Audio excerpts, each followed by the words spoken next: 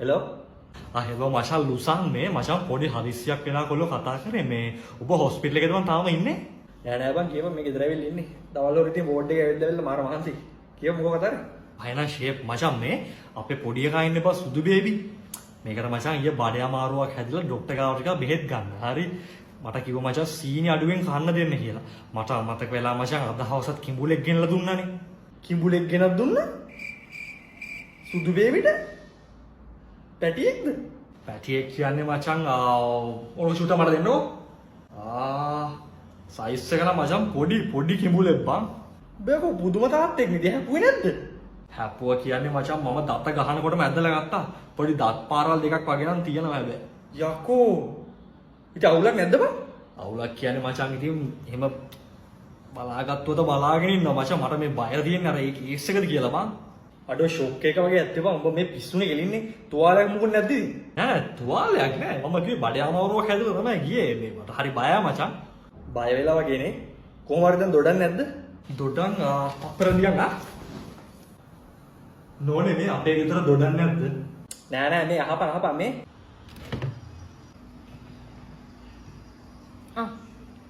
මචං මේ එක ගෙඩියක් තියෙනවලු බං නෑ නෑ ඔය මම අහන්නේ දොඩන්නේ නැද්ද කියලා තියෙනවා මේ තියෙන්නේ මේ ලෙලි ගහ ගන්නද නෑ අකෝ මම අහන්නේ සුදු බේබි දොඩන්නේ නැද්ද කියලා සුදු බේබි දොඩන් කියලා જાතියක් නෑ මචං හැබැයි මේ බේබි නාරන් නම් තියෙනවා මේ තත්ත්‍ර දෙනවා ෆ්‍රිජ් එක බලන්න මේ බලන්න බේබි නාරන් තියනවද කියලා නෑ මේ බේබි නාරංගෙඩි දෙකකුත් තියෙනවා මචං මේ බේබි නාරන් නම් තියනවලු ඒත් මචං සුදු බේබි දොඩන්වත් සුදු බේබි නාරන් කියලා මම නම් අහලා නෑ හැබැයි අර බේබි නාරන් එකේ මචං ලෙල්ල කොළ පාතයි ඒ සුදු බේබි නාරන් නෙවෙයි නෑ මේ නෑ සුදු බේබි නාරං කියලා ගන්න නෑ අනේ ඔය සුදු බේබි නාරන් කියලා මචං જાතියක් නෑලු තියෙන්නේ බේබි නාරන් මචං ඔබ පටලවගෙන නැත්තේ බේබි නාරන් නම් තියෙනවා මේ මම ලෙලි ගහලා ගත්තා මේ අපේ නෝනා ඒ ටිකට මේ ලෙල්ලක් ගහලා මේ පොඩි කාට කවන්නද මේ ලෙල්ලට මොකදවත් කරන්නේ ලෙල්ල ඔබ කාපා හරක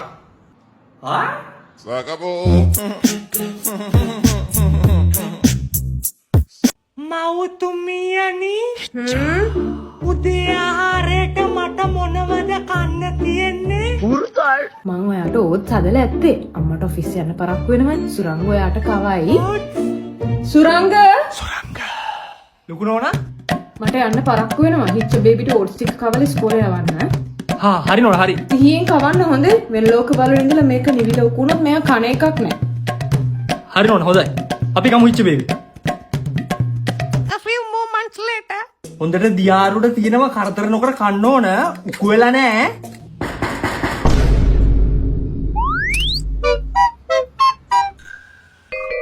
මොකද Hello, good morning. I'm actually trying to find out one of my Sri Lankan friend's house. Actually, we have planned to visit that well-known exhibition, Future Minds today. Mata English am be. We plan to go to this exhibition to find out some higher studies opportunities for our sons. Do you know him, Mr. Suranga? Suranga! Mama, me Suranga.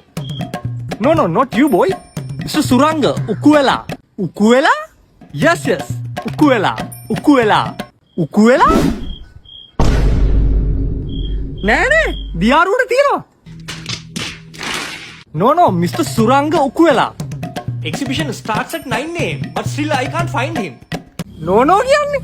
Ukuela ne. Meya me galata thamai kanne. අනේ ඕක උකුවෙලාද අනේ නෑ හිච්ච baby. මේ හොඳට දියාරුද තියෙනවා නේ? දියාරුද තියෙනවා. එහෙනම් මූ කියන්නේ මේ මූට පිස්සු බේබි. උකුවෙලා නෑ. උකුවෙලා. මම්මි උකුවෙලා නෑ බේබි. උකුවෙලා නෑ. ඇයි හිච්ච පුතේ අනේ මේක උකුවෙලා අයියෝ හරියට වැඩක් කරන්න තේරෙන්නෙම නෑනේ අනේ නෑ ලුකු නෝනා. උකුවෙලා නෑ මේ. උකුවෙලා මම කිව්වේ උකුවෙලා නෑ. ජයසේකර මේ බලන්නකෝ මාත් බලාගෙන හිටියේ. මාස් දෙක පඩි දෙන්න සුරංග හොම්ම ගෙදර ඵලයක්. ඉතින් ෆියුෂන් මයින්ඩ්ස් කියලා කියන්නේ ලංකාවේ අංක 1 උසස් අධ්‍යාපන හා වෘත්තීය මාර්ගෝපදේශන ප්‍රදර්ශනය. තියෙන්නේ BMICH එකේ ජූනි 6 7 8 උදේ 9 ඉඳන් හවස 6 වෙනකම්. වැදගත්ම දේ මේක තනිකරම ෆ්‍රී. සර්ටිෆිකේට් කෝසස්, ඩිප්ලෝමාස්, BScs ඔයා මේ මොනව කරත් ඔයාට මේක වැදගත්. මොකද එදාට ඔයාව හම්බ වෙන සෑහෙන ඉන්ස්ටිටියුට්ස් ප්‍රමාණයක් එනවා. ඔයා කරන්න ඕන දේ හිතාගන්න බැරි වෙලා ඉන්න කෙනෙක් නම් ඔයාගේ දක්ෂතාවය අඳුනගෙන ඔයාව හරියටම ගයිඩ් කරන්න පුළුවන්. සයිකොලොජිකල් කවුන්සලර්ස්වත් වෙනවා. මයිග්‍රේෂන් ඔපචුනිටිස් වගේම ඔයාට මේ හැම දෙයක්ම කරන්න ෆයිනෑන්ෂියල් සපෝට් එක ගන්න කොහොමද කියලා ඔයාට එදාට දැනගන්න පුළුවන්. අනික ළමා විතරක් නෙමෙයි මේක දෙමව්පියන්ටත් වැදගත්. නුවර ඉන්න ඔයාලා මේක වෙනුවෙන් කොළඹ එන්න ඕන නෑ. ඔයාලා වෙනුවෙන්ම තවත් ෆියුචර් මයින්ඩ්ස් එක්සිබිෂන් එකක් තියෙනවා ජූනි 14 15 KCC එකේදී. සෙප්ටෙම්බර්. මේ ඉන්නේ චන්ද්‍රපාල. එයා ඉන්නේ උඩ බලන් ඉන්නේ. මං අයියේ අතන්ටලා සෑහෙන වෙලාවක ඉඳන් බලන් හිටියේ. ඔයා මොකද මෙතනටලා මේ උඩ බලන් ඉන්නේ? නෑමලි මං බලන් හිටියේ අර අත්ත හොඳටම දිරලා තියෙන්නේ. ඕක කොයිලා ආකාරي පහළට කඩන් වැටෙනවා. අප්පට සිරි. අයියා වෙලාවට දැක්කේ මේක මේ කපලා දාන්න එපා. ඕක වැටුණා කියන්නේ බං ආයි මෙතනින් යන මොකෙක් වුණත් චප්ප වෙලා මැරෙන්නේ ඈ. තැලිලා මැරෙන්න වෙන්නේ. අයියා මොකක් හරි පරිසර සංගමකින්ද? මම මේ ජීවිතේ පාවිච්චි එකෙක් බං. ඈ? කෝච්චි පීලට බෙල්ල තියන් ඉන්නකොට තමයි දැනගත්තේ කෝච්චි ස්ට්‍රයික් කියලා. පස්සේ මෙතනට ආව මේ මොකද තාම වැටුන්නේ නැහැ කියා. Vagabundo.